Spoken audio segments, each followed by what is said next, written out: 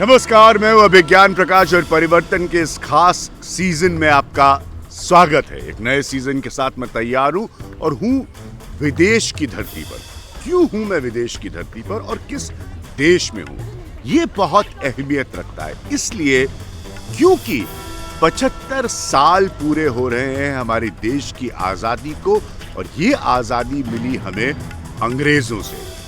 अंग्रेजों के इस देश में इस वक्त मैं मौजूद हूं इंग्लैंड में, और बहुत ही खास और ऐतिहासिक जगह है। छोटी जगह है लेकिन बहुत ही खास और ऐतिहासिक जगह है जहां मैं मौजूद हूं, यानी कि ऑक्सफोर्ड, जिसे दुनिया में शिक्षा का और शोध का, एजुकेशन और रिसर्च का एक केंद्र माना जाता है।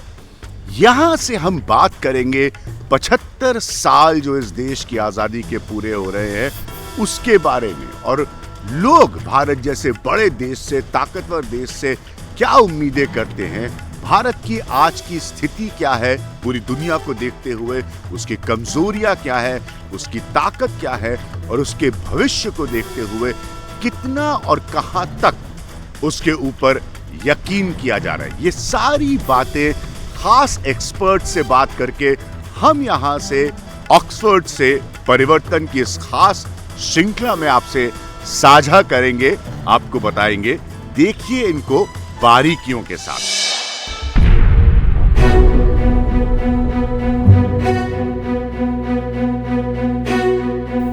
इस बात में कोई शक नहीं है कि हमारे देश की आजादी का 75 साल का सफर मुश्किलों, कमजोरियों, ताकत और बदलावों के बीच तरक्की भरा भी रहा। इस बात का एहसास और गहरा होता है जब उस देश से दुनिया के बदलाव को देखते हुए परिवर्तन जैसा प्रोग्राम करने आते हैं। जिस देश ने हम पर हुकूमत की और जिस देश की गुलामी की जंजीरों से बाहर निकलकर अपनी लड़ाई लड़ते हुए भारत ने अपनी दुनिया में एक अलग पहचान बनाई। मुल्क को आजाद हमें करना था, मुल्क से गैर हुकूमत को अलग करना था, वो काम पूरा हुआ।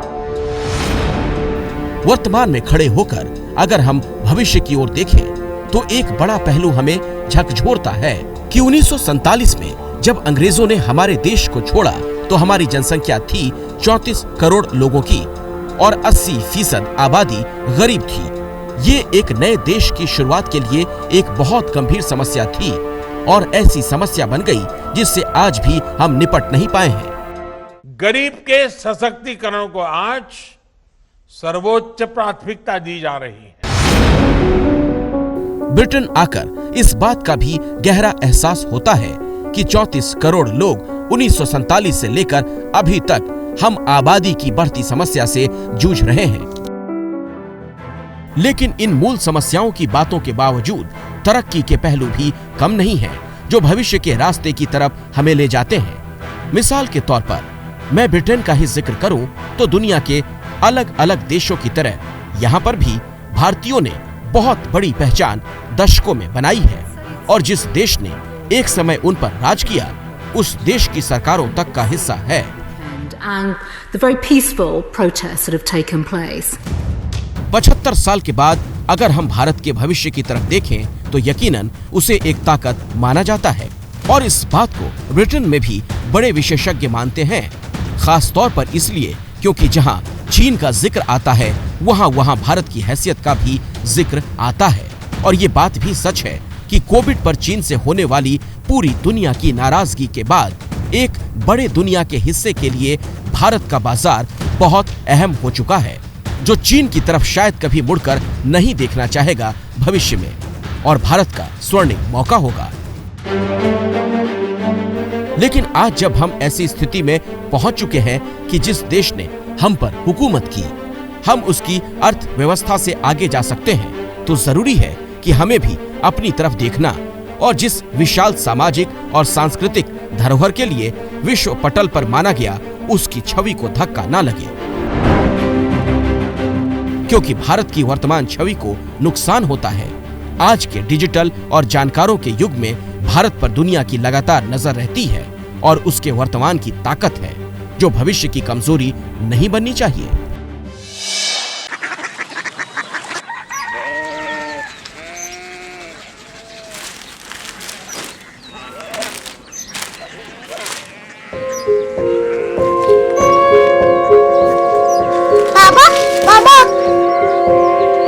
City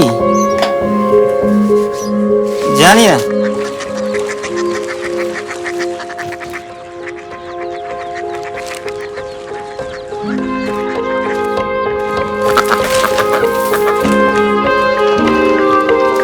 Korea city.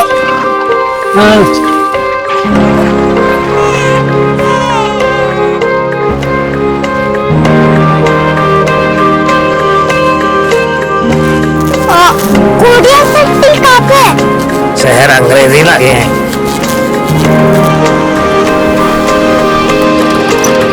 Korea city.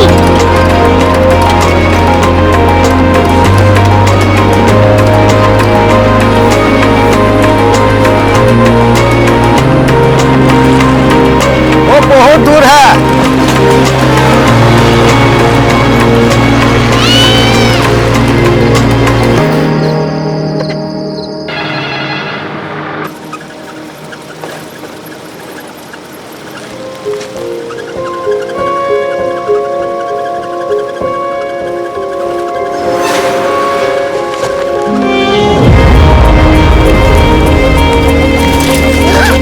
Korea city.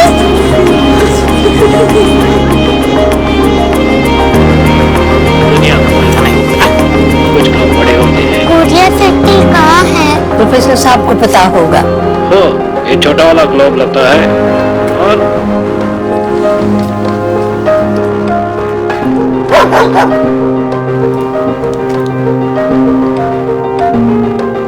पता नहीं, मेरी बेटी से जाके मिल लो, शायद उसे मालूम हो।